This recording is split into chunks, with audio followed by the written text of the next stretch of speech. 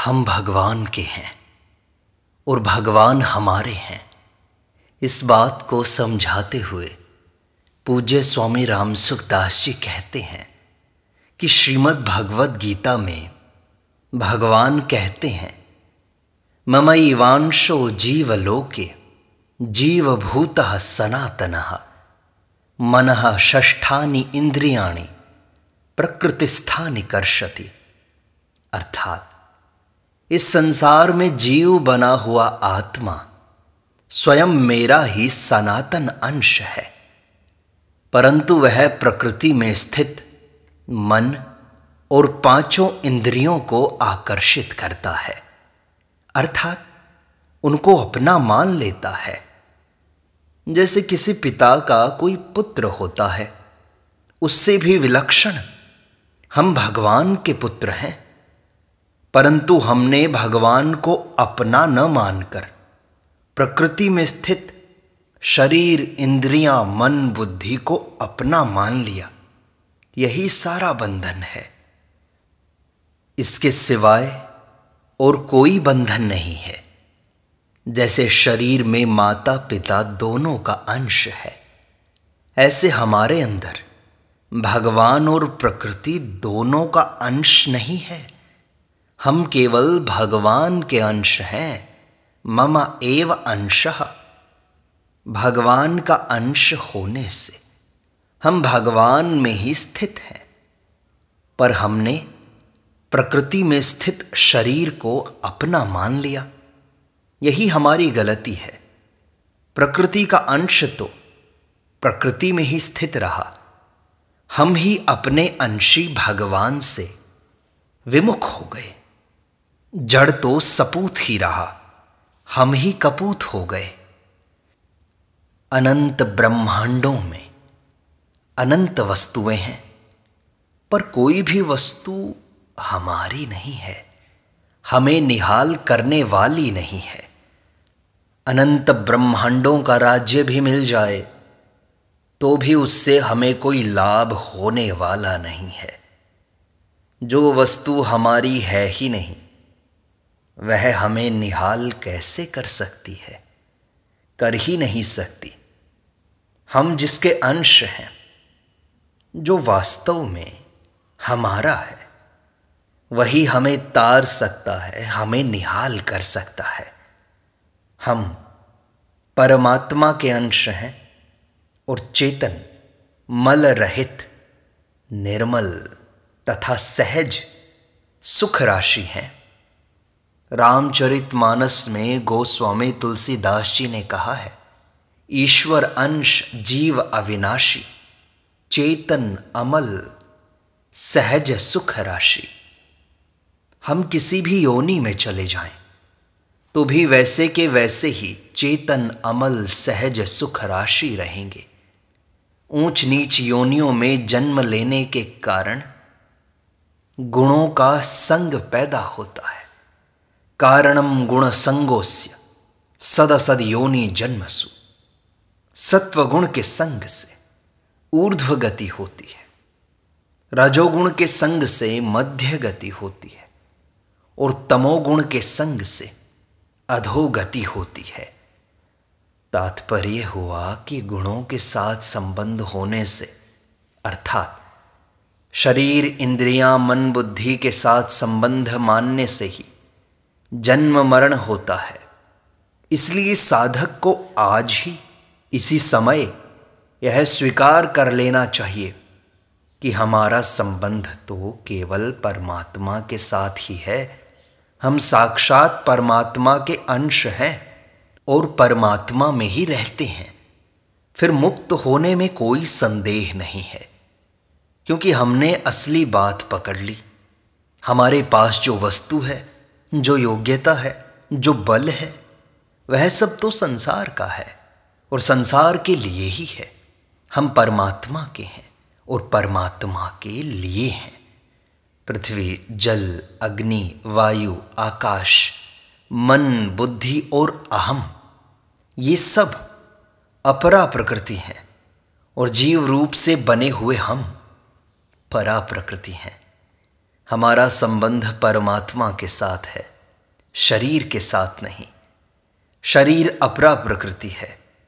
मैं और मेरा दोनों का संबंध संसार के साथ है। इस प्रकार निर्मम और निरअहंकार होते ही तत्काल शांति मिल जाएगी।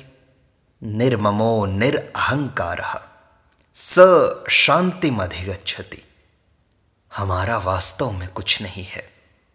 ममता भी हमारी नहीं है और अहंकार हमारा नहीं है। कामना भी हमारी नहीं है और स्पृहा भी हमारी नहीं है। इसको गीता ने ब्राह्मी स्थिति कहा है। एषा ब्राह्मी स्थिति ही। इसलिए केवल यह स्वीकार कर लें कि हम परमात्मा के हैं। शरीर, इंद्रियां, मन, बुद्धि के साथ हमारा संबंध नहीं है तो अभी अभिमुक्त हो जाएंगे। इसमें पाप पुण्य का कायदा नहीं है। यह भावना ही उठा दे मन से कि हम पापी हैं, हमारे में पाप ताप कुछ नहीं है, हम साक्षात परमात्मा के अंश हैं। पाप तो आगंतुक हैं और किए हुए हैं, स्वाभाविक नहीं है।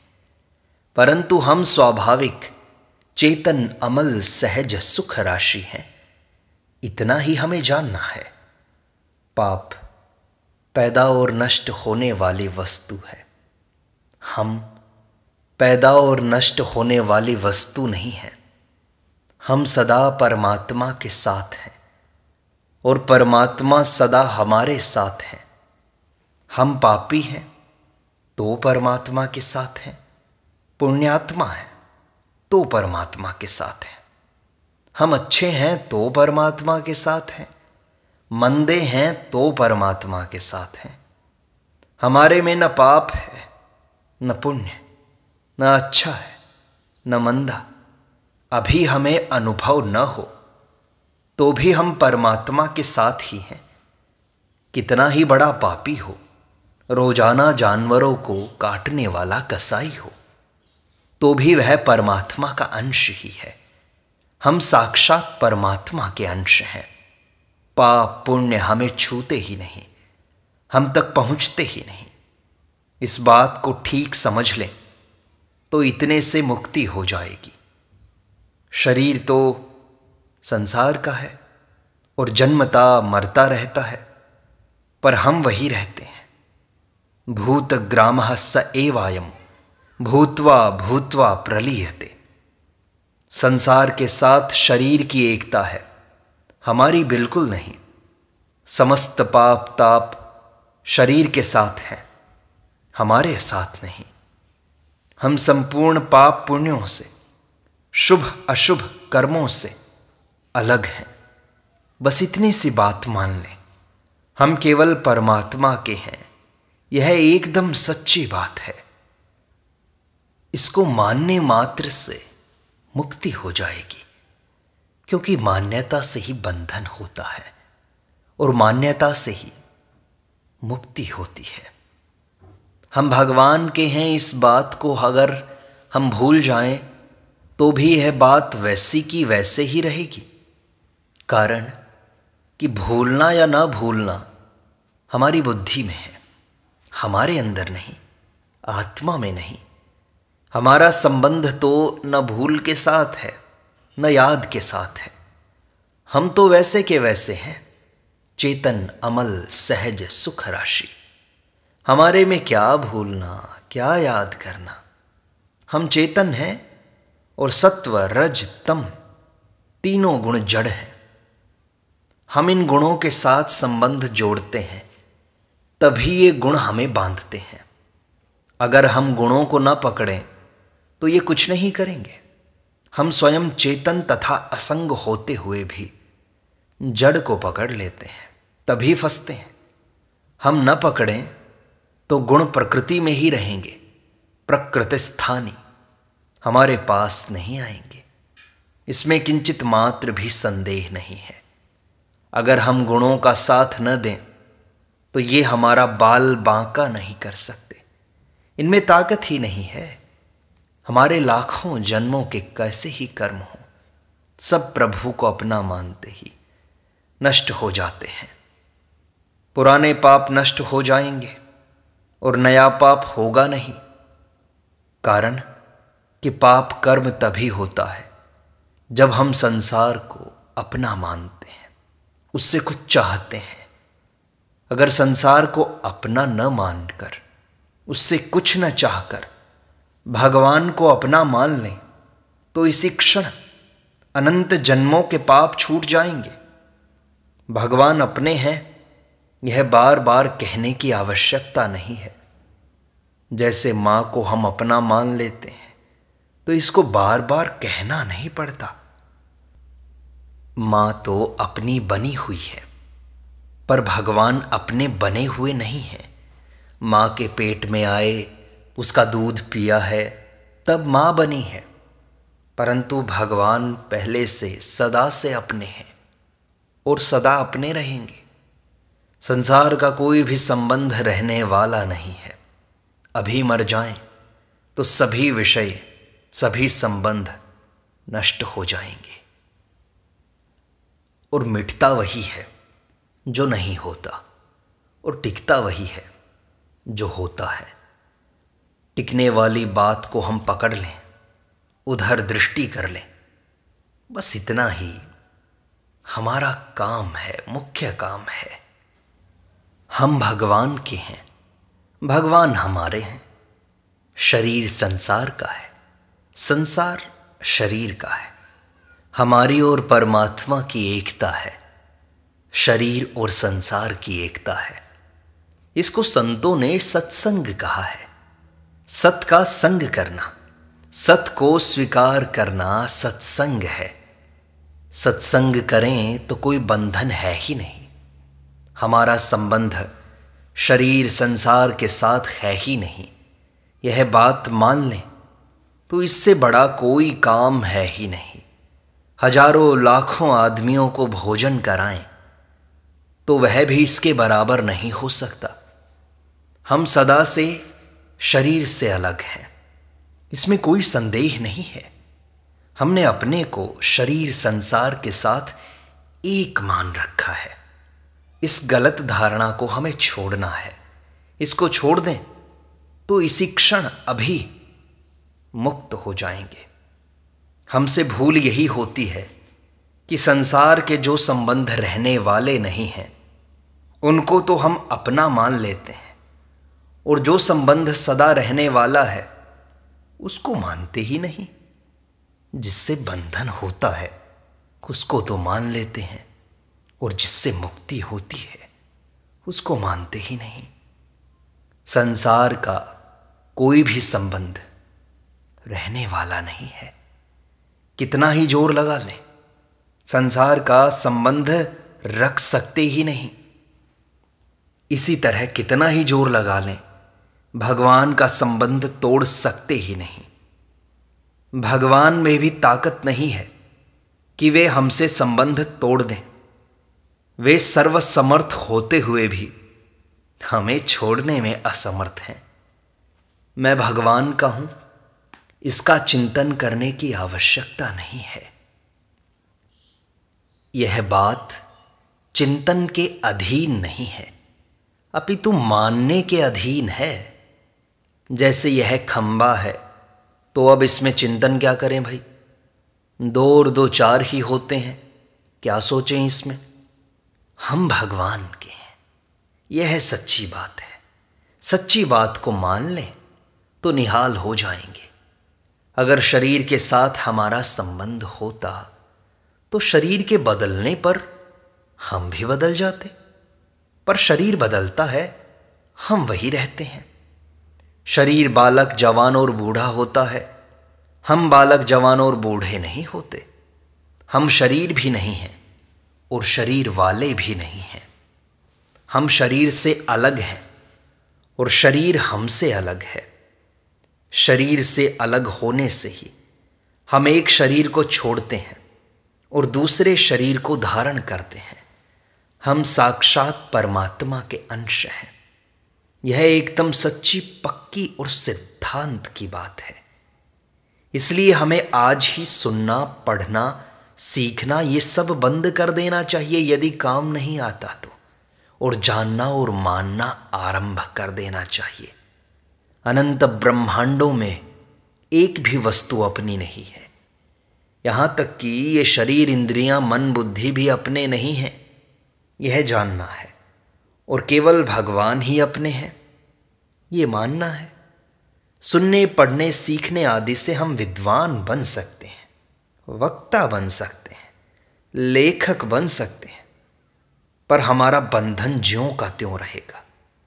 परंतु हमारा कोई नहीं है ऐसा जान लें तो हम मुक्त हो जाएंगे और केवल प्रभु ही हमारे हैं ऐसा मान लें तो हम भक्त हो जाएंगे। संसार पराया घर है, हमें पराई जगह छोड़नी है और अपनी जगह पहुंचना है। साधकों के हृदय में प्रायः यह बात जंची रहती है कि हम संसार के हैं और परमात्मा को प्राप्त करना है। वास्तव में हम परमात्मा के ही हैं और परमात्मा की प्राप्ति स्वतः है। अगर पहले से ही यह धारणा हो जाए कि हम संसार के नहीं हैं, हम तो परमात्मा के हैं, तो परमात्मा प्राप्ति बड़ी सुगम हो जाएगी। संसार का संबंध अनित्य है, पर भगवान का संबंध नित्य है। लाखों करोड़ों वर्ष अथवा अनंत वर्ष बीत जाएं तो भी भगवान के साथ हमारा संबंध ज्यों का त्यों रहेगा, परंतु संसार का संबंध छूटता ही रहेगा। यह क्षण मात्र भी स्थिर नहीं है। जीव संसार को अपना मानकर कभी वृक्ष बनता है, कभी पशु, कभी पक्षी, कभी भूत प्रेत, कभी पिशाच, कभी देवता, कभी पितर, क्योंकि जो अपने घर का नहीं होगा वह भटकने के सिवाय और क्या करेगा। हम परमात्मा के हैं, इसलिए उनकी प्राप्ति में उत्साह होना चाहिए। हम उनके हैं, वे हमारे हैं। संसार में शरीर बदलता है तो माँ बाप भी बदलते हैं, भाई भी बदलते हैं, स्त्री भी बदलती है, पुत्र भी बदल जाता है, परंतु भगवान कभी नहीं बदलते, उनका संबंध कभी नहीं बदलता। इसलिए उनकी प्राप्ति करना, उनके पास पहुंचना है। अतः साधक को यह बात निश्चित कर लेनी चाहिए कि यह संसार हमारा नहीं है। संसार में जो मोह हुआ, आसक्ति हुई, कामना हुई, सब मिटने वाली है, पर भगवान का संबंध मिटने वाला नहीं है। इसको हम भूल जाएं तो भी यह मिटेगा नहीं। इतने बड़े संसार में हमारे लायक कोई वस्तु है ही नहीं। अनंत ब्रह्मांडों में कोई भी वस्तु हमारी नहीं है और हम किसी के नहीं हैं। यह बात साधक को दृढ़ता से धारण कर लेनी चाहिए, क्योंकि यह वास्तव में है। हम परमात्मा के हैं, अतः परमात्मा की प्राप्ति करना नया काम नहीं है। नया काम तो संसार की प्राप्ति करना है। संसार में नए नए शरीर मिलते ही रहते हैं। कभी हम मनुष्य बनते हैं, कभी पशु बनते हैं, कभी पक्षी बनते हैं, कभी जलचर तो कभी थलचर, कभी नभचर, कभी जरायुज, स्वेदज, अंडज, उद्भिज्ज होते हैं। जब तक परमात्मा की प्राप्ति नहीं होगी तब तक इस प्रकार परिवर्तन होता ही रहेगा। हम संसार के नहीं हैं, हम परमात्मा के हैं। यह ज्ञान मनुष्य को ही होता है। अन्य योनियों में यह ज्ञान नहीं है कि हम किसके हैं। इसलिए मैं तो परमात्मा का हूं, यह बात साधक में स्वतः होनी चाहिए। परमात्मा की प्राप्ति कठिन नहीं है। कठिन तो इस संसार की प्राप्ति है, कारण कि जो वस्तु पराई होती है उसी की प्राप्ति कठिन होती है। अपनी वस्तु की प्राप्ति में क्या कठिनता। बालक के लिए माँ की गोदी में जाना क्या कठिन है। भगवान हमारे वास्तविक माता पिता हैं। त्वमेव माता च पिता त्वमेव। संसार में तो प्रत्येक योनि में नए नए माँ बाप, भाई बंधु, कुटुंबी बनाने पड़ते हैं, पर भगवान नए नहीं बनाने पड़ते। भगवान तो वे के वे ही रहते हैं। वे सदा ही हमारे हैं और हम सदा ही उनके हैं। संसार की कोई भी वस्तु हमारी नहीं। जो हमारे नज़दीक से नज़दीक है वह शरीर भी हमारा नहीं है। शरीर में रहने वाले मन, बुद्धि, इंद्रियां, प्राण आदि भी हमारे नहीं हैं। नज़दीक से नज़दीक शरीर से लेकर दूर से दूर ब्रह्मलोक तक कोई भी वस्तु हमारी नहीं है। हम ब्रह्मलोक तक चले जाएं तो भी वहाँ से लौटकर आना पड़ता है। वहाँ से लौटकर आने का कारण यही है कि हम वहाँ के नहीं हैं और वे हमारे नहीं हैं। हम भगवान के अंश हैं, संसार के नहीं। इसलिए संसार छूट जाता है। बड़ी मेहनत से कमाया हुआ धन छूट जाता है। बनाया हुआ मकान छूट जाता है। कुटुंब परिवार छूट जाता है। कारण कि यह हमारी वस्तु नहीं है, यह हमारा देश नहीं है, यह तो परदेश है। हम स्वयं अपरिवर्तनशील हैं। अतः जिसमें परिवर्तन नहीं होता वही हमारा देश है। हमारा देश वह है जिसको भगवान ने अपना धाम बताया है।